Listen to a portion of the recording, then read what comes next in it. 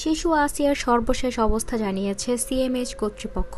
গত ৫ মার্চ মাগুরায় বড় বোনের বাড়ি বেড়াতে এসে ধর্ষণের শিকার হওয়া ৮ বছরের শিশু আসিয়াকে সংকটাপন্ন অবস্থায় ঢাকা মেডিকেল কলেজ হাসপাতাল থেকে সিএমএইচে শিশু আইসিইউতে স্থানান্তর করা হয়। তখন থেকেই সে লাইফ সাপোর্টে রয়েছে।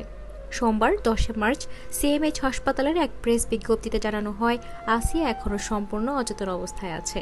তার রক্তচাপ, কার্ডিয়াক সাপোর্ট সহ ১২০/৭০ মিলিমিটার, হৃদস্পন্দন ১১৮ বার প্রতি মিনিটে এবং অক্সিজেনের মাত্রা 96% পাওয়া গেছে। তার গলার সামনের দিকে গভীর ক্ষতসহ শরীরের অন্যান্য স্পর্শকাতর স্থানে আঘাতের চিহ্ন পাওয়া গেছে।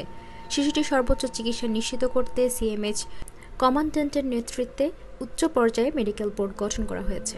বোর্ডের চিফ সার্জন জেনারেল, শিশু বিভাগের উপদেষ্টা, স্ত্রী ও ধাত্রীবিদ্যা বিভাগের উপদেষ্টা, প্লাস্টিক সার্জারি ও শিশু সার্জারি বিভাগের প্রধান সহ সিনিয়র বিশেষজ্ঞ রয়েছে।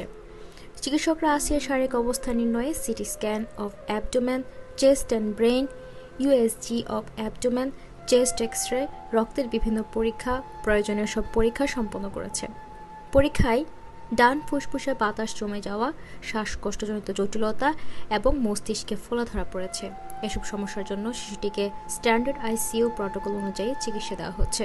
দর্শক, সবাই দোয়া করুন আল্লাহ তাআলা যেন তাড়াতাড়ি আসিয়াকে সবার মাঝে ফিরিয়ে দেয়, সে যেন সুস্থ হয়ে আবারও জীবন যাপন করতে পারে।